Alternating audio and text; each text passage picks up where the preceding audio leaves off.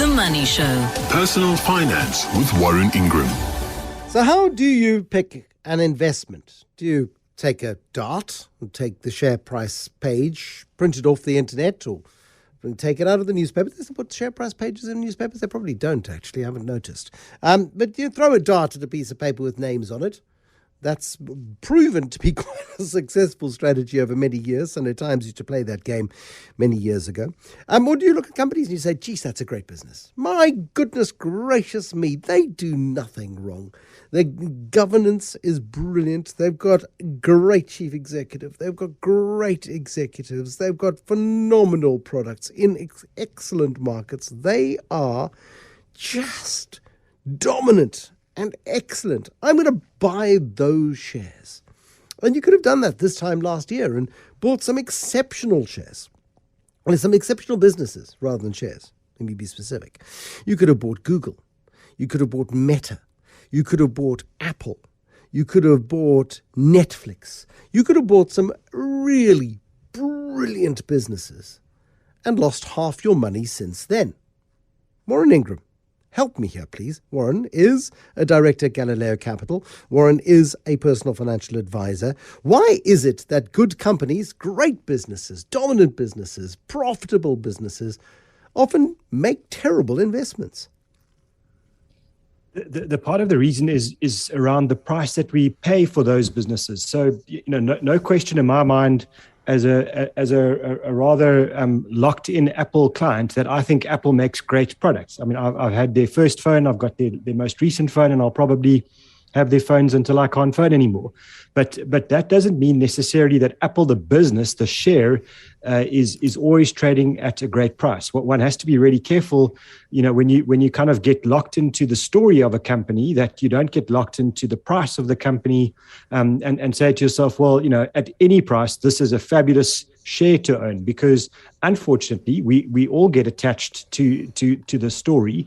And if thousands of us do that, many times in a year, for example, we could be pushing that share price up way beyond the actual value that company is really worth. And certainly, if we go through the sort of second half of 2020, when we saw, a whole lot of the tech businesses just, their share prices just rocket, there wasn't necessarily a value underlay in that rise of the price, because unfortunately what happened was we got emotional about those shares, and we believed that lockdown had changed the way we were all going to behave forever, and the almost the sole beneficiaries of that change in behavior were these fabulous companies that make fabulous products, have a fabulous ecosystem, and they were just going to go up in value, ad nauseum forever. Unfortunately, that's not how markets work. That's not actually how the weighing machine of the stock market works. The stock market works on buy things which are, yes, maybe good or even fabulous businesses, but you need to buy them at a low price, and then you need to hold them for a long period of time so that you can get a real big benefit out of buying that great business at a low price, and then let it unlock value through the price growing up and also dividends that are being paid. And I think there's an economist called Dion Goos who wrote a brilliant piece on this. And I want to just steal one thing that he said. And in that piece he wrote, he said, the best performing company over the last 35 years is something that none of us would really immediately jump to. And it was a hardware business in America that's called Lowe's. And Lowe's is the second biggest hardware chain in the world. And over a 35-year period, the best performing share of all, of any share you can find, on the US market. Now, I mean, I love myself a good hardware store. I like going in there and wandering around and looking at all the tools, and it's exciting for me.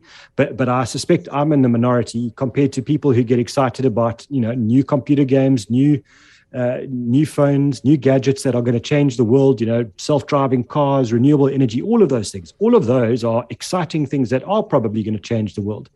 But the companies that make those things might not be fabulous investments. A company like Lowe's that just sells, drills and hammers and screws and all those things, really mundane, really boring in terms of the products, has been the best performing share. And to give you an idea, Bruce, $1,000 in that share 35 years ago is worth $327,000 today and some change.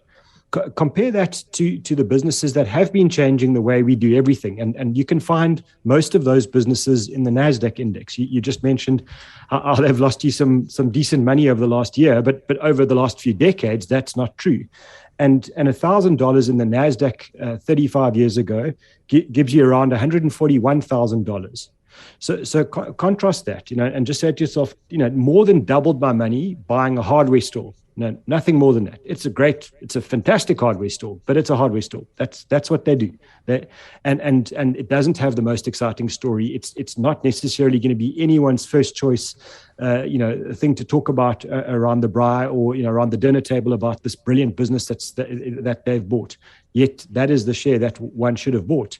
And I think it's an important lesson for us. We can't get married to the businesses that we love in terms of their underlying business, as opposed to actually the share. And the share is always going to be about the price and how hyped is that share, or how unhyped is it, how unloved is it. And to me, that's the core lesson out of the last few years.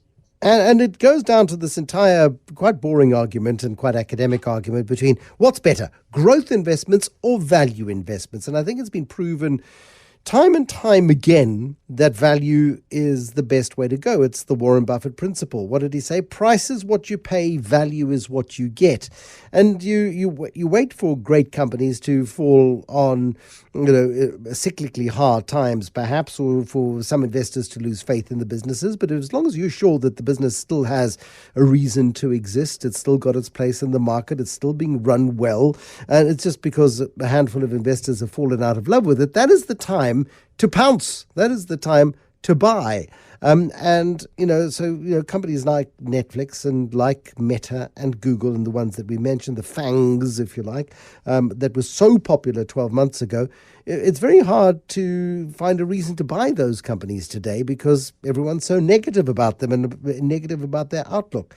And that's precisely the sort of time where smart investors sharpen pencils or, get their bits and bytes in order and do their spreadsheets and really figure out what the right price is to pay for a business, and then wait patiently for the price to get to where they want it to be before investing, rather than getting caught up in the hype. Yeah, and I think the hype is a real problem now, because we've always, all markets have been subject to hype. You go back centuries ago, and the hype was people shouting and screaming on trading floors. But the difficulty we have now is that hype arrives on our phones, and our other devices, 24/7. If we're awake, we are subject to the hype. When we open up any kind of social media platform, that hype is being boosted at us by our friends or by our communities that we subscribe to. And unfortunately, a lot of those people, I can remember, I think also 2020 or 2021, some kind of teenager, taking Warren Buffett on social media and saying that, he's a far better investor than Warren Buffett will ever be because, he's bought the meme stocks, he's bought the, the GameStops, etc. And Warren Buffett is clueless and doesn't know about the world as it is today.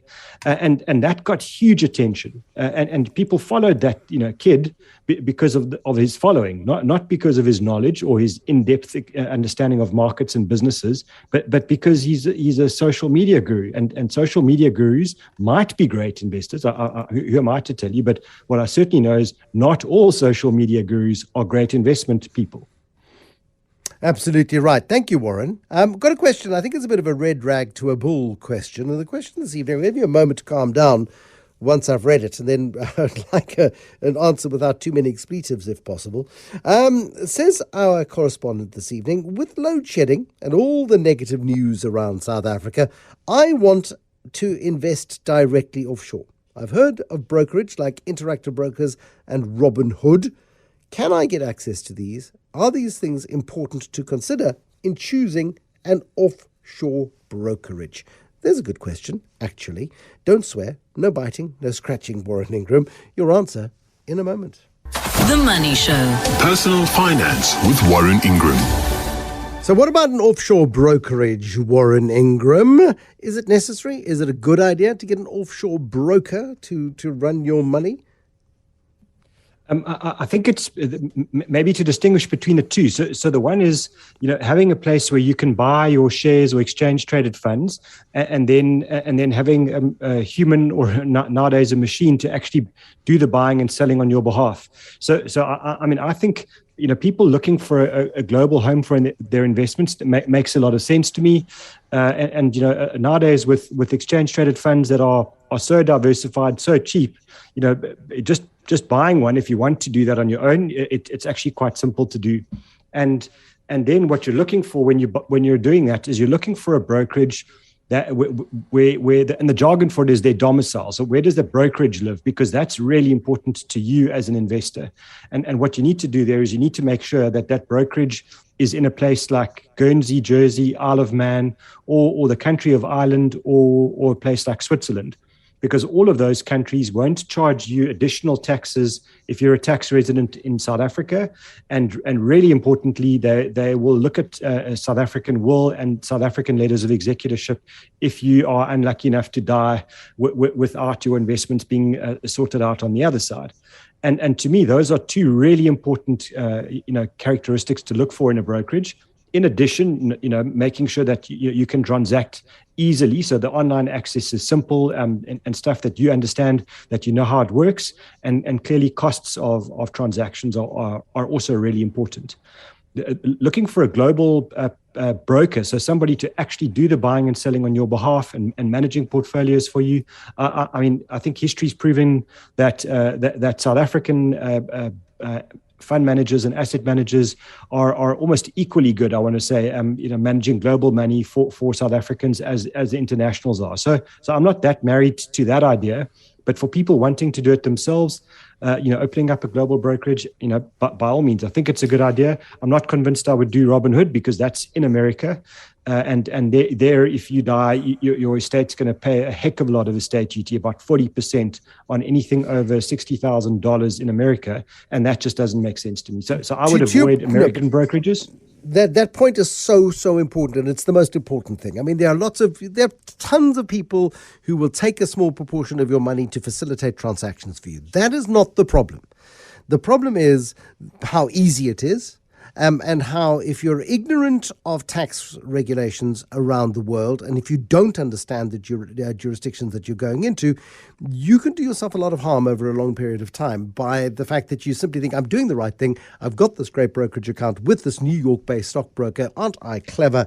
Boy, oh boy. And over time, your portfolio grows in value, and you come to an untimely death before you sought professional advice, and suddenly your beneficiaries realize that you've done the dumbest thing ever. You've done them a huge injustice. Yes, you've seen enormous growth over 20, 30 years, but suddenly they stuck with a 40% tax bill because you didn't follow Warren's advice and put stuff into the remaining tax havens that exist in the world. And they exist to give protections to global citizens.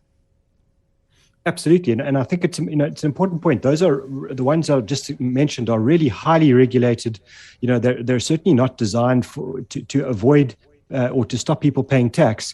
It's just to avoid double taxes, for example, and unfair taxes. And secondly, to give you certainty and comfort that the regulations of those jurisdictions are good enough to protect you if something were to go wrong with fraud or something like that, where you can rely on the regulators in those countries to look after your interests as you would expect. Some of the other jurisdictions won't do that, and I think that that really bothers me. So if you are going to do this, domicile or jurisdiction are the two words you're looking for, and just make sure that you do your homework on those before you get all excited about the functionality of the app and all the graphs it can draw for you. That's not helpful when you're dead and your estate is paying 40% estate duty. Because some of the stuff is so sexy. It really is absolutely user-friendly. It is accessible. It democratizes investment. It does so much that is good, and that's brilliant. But it may not be the right thing for you to do. So please be very, very careful. Quick question for you before I let you go. We hear about cyclical stocks. Please explain to me what the term cyclical stock means.